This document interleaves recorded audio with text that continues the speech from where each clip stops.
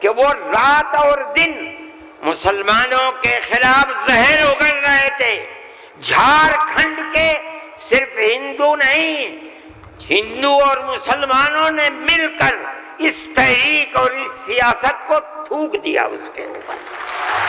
Election کے اندر B J پی کی ناکامی وہ صرف مسلمان کے حصے میں نہیں لکھی جائے گی کہ نفرت کی اس سیاست کو جھارکھنڈ کے ہندو اور مسلمان نے تھوک دیا اس کے اوپر، قبول نہیں کیا۔ وہ ساری ہندوستان کے اندر ہندوستانی ہونے کے لیے یہ بنیاد ہے کہ جو سب سے پہلی مردم شماری تھی سن 1951 کی، جس کا نام اس مردم شماری میں ہے، وہ اور اس کی اولاد ہندوستانی ہے۔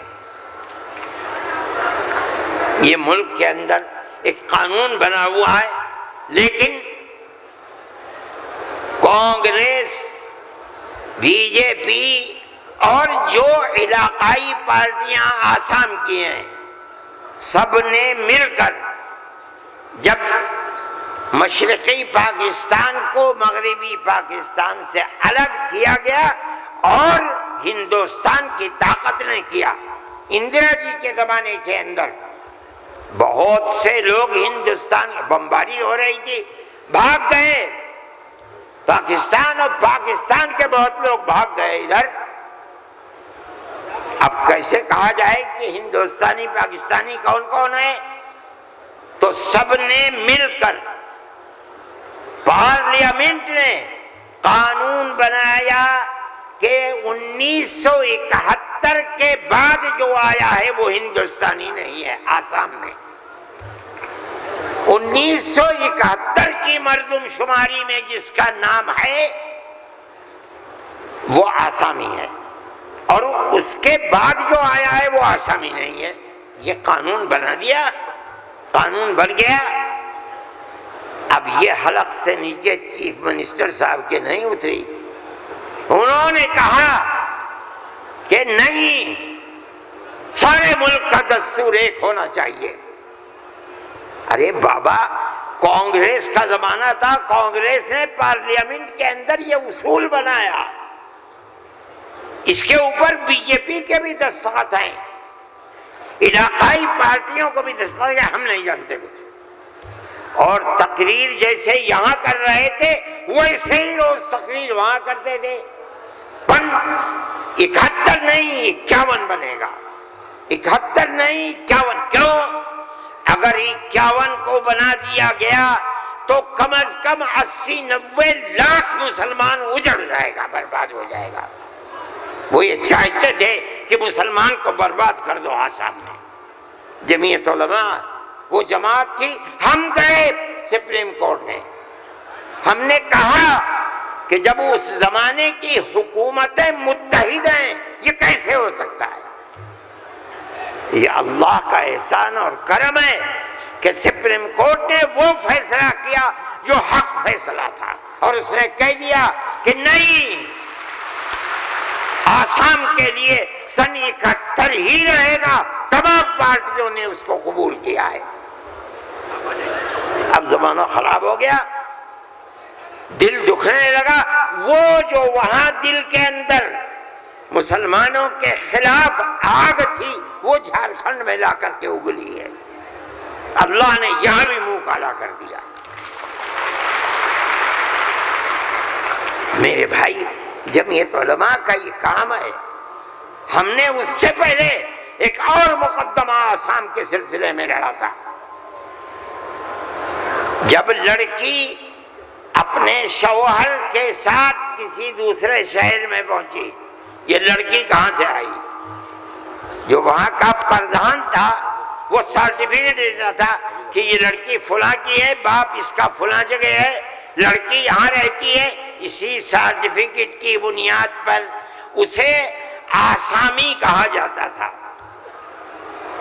اس طرح کی لڑکیاں ہندوؤں میں 24 لاکھ اور مسلمانوں کے اندر 27 لاکھ تھی۔ وہاں کی فرقہ پرست طاقت کہتی تھی کہ یہ پردھان کا سرٹیفکیٹ کوئی معنی نہیں رکھتا۔ تنہا جمعیت علماء تھی، ہم گئے سپریم کورٹ میں، اور جو بڑے سے بڑا وکیل جو ایک ایک پیشی میں 15 لاکھ روپیہ لیتا تھا، اور اتفاق سے جو چیف جسٹس تھا وہ بھی آسامی ہی کا تھا سپریم کورٹ کا، مجھے تو بہت خطرہ تھا ان کا ہوگا کیا۔ 47 لاکھ عورتیں ہیں اور ان کے بچے اگر لگا لو 1.5 کروڑ، یہ کہاں جا کے بھیک مانگیں گے؟ نہ کوئی مکان خرید سکتے ہیں، نہ جائیداد خرید سکتے ہیں، نہ ان کے بچے پڑھ سکتے ہیں، یہ کیا کریں گے؟ اللہ کی قدرت کا کرشمہ ہے کہ اس کے اندر بھی جمعیت علماء کو ایسی کامیابی ہوئی کہ مسئلہ ختم ہو گیا۔ 47 لاکھ ہندو مسلمان جینے کا حق انہیں مل گیا۔ ایک چیز ہے، جمعیت علماء ہندو مسلم کی بات نہیں کرتی، ہمیں اس سے کوئی مطلب نہیں۔ جمعیت علماء کہتے ہیں مولانا ارشد مدنی، نعرہ تکبیر، مولانا ارشد مدنی قدم بڑھاؤ، جمعیت علماء ہند۔ ہم یہ کہتے ہیں کہ ہم ہر ایک کے لیے کام کرتے ہیں۔ جمعیت علماء کا یہ کردار ہے۔ ابھی آپ کے سامنے بلڈوزر کی تحریک آئی، ہم نے یہ دیکھا کہ چیز دن بدن بڑھتی جا رہی ہے، اور اس آگ کے اندر یہ نہیں کہا جا سکتا کہ 100% مسلمان ہیں، لیکن 95% مسلمانوں کے گھر گرائے جا رہے ہیں۔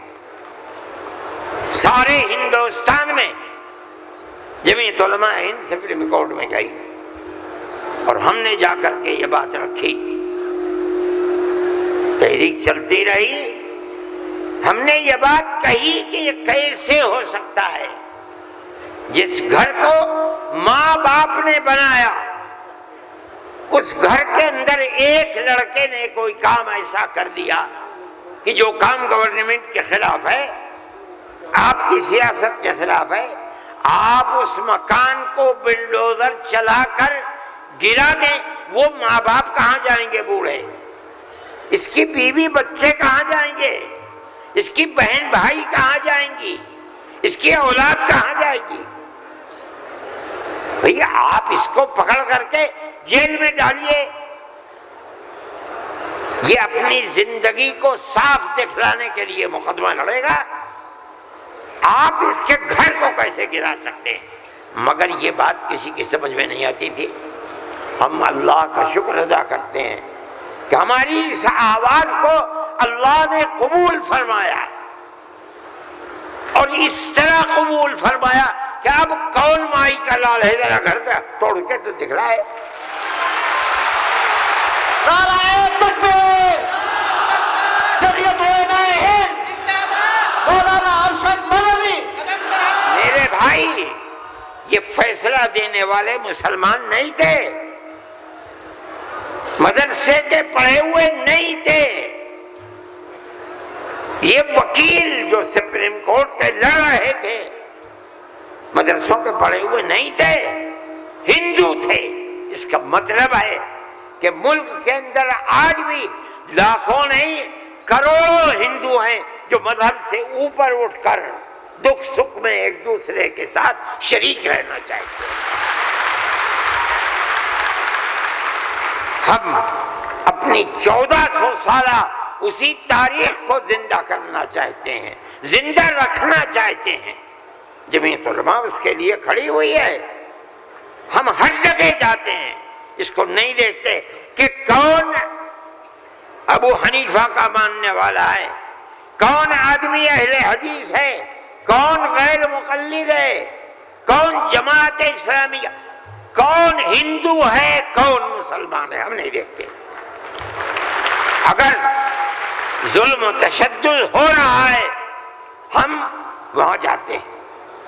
سیلاب آیا کیرلا کے اندر، ہم پہنچے، ہم نے مکانات 2 کروڑ روپیہ خرچ کیا، مکانات کی تعمیر کرائی، مکانات کو بنوایا۔ مسلمانوں کے مکانات بھی تھے، ہندوؤں کے مکانات بھی تھے، عیسائیوں کے مکانات بھی تھے۔ جاؤ جا کر کے دیکھو، ہم نہیں کرتے یہ کام۔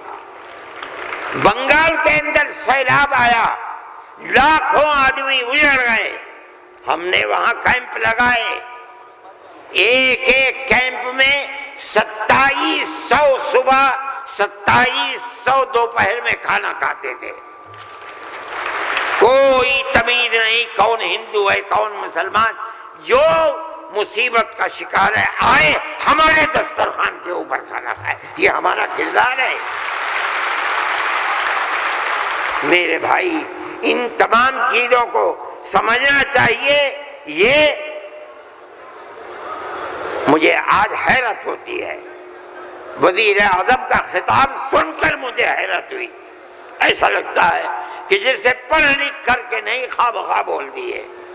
چیف منسٹر کے خطاب کو آج میں نے سنا، میں نہیں سنتا ہوں زیادہ، مجھے فرصت ہی نہیں ملتی پڑھنے پڑھانے سے، میں کہاں سے سنوں گا؟ جو خطاب ان کے جھارکھنڈ میں ہوئی ہے، مجھے حیرت ہوئی، مگر زیادہ حیرت نہیں ہوئی اس لیے کہ وہ زخم خوردہ ہیں۔ سپریم کورٹ کے فیصلے نے ان کے مزاج کے اندر گڑبڑی پیدا کر دی ہے، اس لیے وہ ایسی بات کہتے ہیں۔ سب لوگ اسی ملک کے رہنے والے ہیں، جو اس ملک کا ہے اس کو مکمل اختیار ہے۔ دستور ہماری بنیاد ہے، ہم اس دستور کو زندہ رکھنا چاہتے ہیں۔ اگر کوئی اس دستور کے خلاف جائے گا، ہم کورٹ میں گئے، بار بار گئے، ہمیں سپریم کورٹ سے پورا حق ملا ہے، ہم اللہ کا شکر ادا کرتے ہیں۔ ہمیں حق دینے والے مسلمان نہیں ہیں۔ 100% سپریم کورٹ کے جج جہاں ہمارے فیصلے گئے وہ ہندو تھے، ہندوؤں نے فیصلے کیے ہیں۔ اس کا مطلب ہے کہ ہمارے ملک کے اندر آج بھی 2-4 نہیں، لاکھ 10 لاکھ بے شمار لوگ ہیں کہ جو ہندو مسلم مذہب سے اوپر اٹھ کر ایک دوسرے کے ساتھ پیار و محبت کا معاملہ رکھنا چاہتے ہیں، اور جو طاقتیں ملک کے اندر نفرت کو پیدا کر رہی ہیں، ملک کے اندر ایک بہت بڑا طبقہ ہے جو اس نفرت کی سیاست کو ملک کی تباہی کا سبب سمجھتا ہے۔ جمعیت علماء کی یہ تحریک ہے، ہم اسی لیے آپ کے پاس آئے۔ ہم وقف بل کو ایک مذہبی مسئلہ سمجھتے ہیں، آپ اس بات کو سمجھیے۔ لوگ نہیں کہتے، میں تو سچ بات کہہ دیتا ہوں، آپ کے اس صوبے کی حکومت وہ بیساکھی ہے جس کے اوپر مرکزی حکومت ٹکی ہوئی ہے، یہ بھی اس کے اندر شریک ہے۔ وہ کہتے ہیں کہ ہم مسلمانوں کو کوئی تکلیف نہیں پہنچنے دیں گے۔ میں نے جو بات کہی ہے اسی لیے کہ یہ آواز ان تک پہنچے کہ وقف کو زندہ رکھنا یہ ہمارا مذہبی فریضہ ہے، ہمارا مذہب ہے وقف۔ اگر آپ اس کی تائید کریں گے تو مسلمان خود فیصلہ کرے کہ آپ کی گورنمنٹ آپ کے مذہب کو زندہ رکھنا چاہتی ہے یا آگ لگانا چاہتی ہے۔ جمعیت علماء ہند زندہ باد، مولانا ارشد مدنی نعرہ تکبیر، اللہ اکبر، ارشد مدنی قدم بڑھاؤ، تمہارے ساتھ ہیں، جمعیت علماء ہند زندہ باد۔ میرے بھائی، تیسرا مسئلہ مدرسوں کا مسئلہ ہے۔ مدرسے دو طرح کے ہیں، ایک وہ مدرسے ہیں جو گورنمنٹ سے امداد لیتے ہیں، ایک وہ مدرسے ہیں جو گورنمنٹ سے ایک پیسہ بھی نہیں لیتے۔ ہم پہلے سے کہتے تھے، لوگوں سے بلاتے تھے کہ پیسہ مت لو، یہ ہو نہیں سکتا کہ گورنمنٹ دے اور تم سے لینا، یہ نہیں ہو سکتا۔ آج سے تقریباً 15-20 سال پہلے دلی کے اندر ایک میٹنگ بلائی، بہار کے لوگ بھی اس وقت گورنمنٹ میں تھے، یہ بھی تھے، اور وہ یہ تھی کہ مدرسے والوں کو ہم پیسہ دیں گے۔ سب نے منع کر دیا کہ ہم نہیں جائیں گے۔ میں نے یہ سوچا کہ مجھے جانا چاہیے، چنانچہ میں چلا گیا وہاں۔ انہوں نے مجھے اسٹیج پر بنا دیا، اس کے اندر بڑے بڑے وزراء بیٹھے ہوئے تھے، ارجن سنگھ بھی تھے اور دوسرے لوگ تھے۔ وہاں تقریر کرنے والوں نے تقریر کی مدرسوں کے خلاف، میں خاموش بیٹھا رہا۔ اس کے بعد مجھ کو کہا کہ آپ بولیں۔ میں بولے، میں نے ان سے کہا کہ آپ نہیں جانتے کہ مدرسوں کا کردار کیا ہے۔ میں آپ کو بتاتا ہوں، جب 1857 کے اندر لوگوں کا قتل عام ہو گیا تو اب ملک کی آزادی کے لیے جہاد کرنے والے مجاہد ہی ختم ہو گئے۔ جن لوگوں نے جہاد کیا تھا وہ جیل میں پکڑے گئے۔ جب عام معافی کا اعلان ہوا تو علماء نکلے اور سر جوڑ کر بیٹھے۔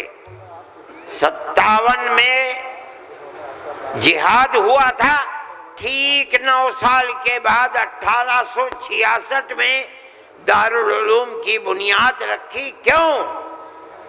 اب مجاہد زندہ نہیں رہے، دارالعلوم میں جنگ آزادی کے لیے مجاہدین کی فیکٹری بنانی تھی، وہ ہے دارالعلوم دیوبند۔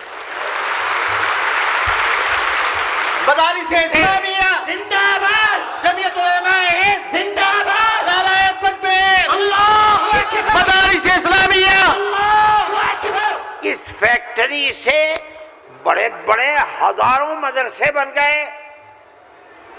جہاں دنیا میں جائیے، نیو یارک میں چلے جائیے، واشنگٹن میں چلے جائیے، لندن میں چلے جائیے، ساؤتھ افریقہ میں چلے جائیے، اور ایشیا کے اندر تو جس ملک میں قدم رکھو یہیں کے فارغ ہیں یا یہاں کے فارغ ہونے والے کے شاگرد ہیں جنہوں نے مدرسے بنا رکھے ہیں۔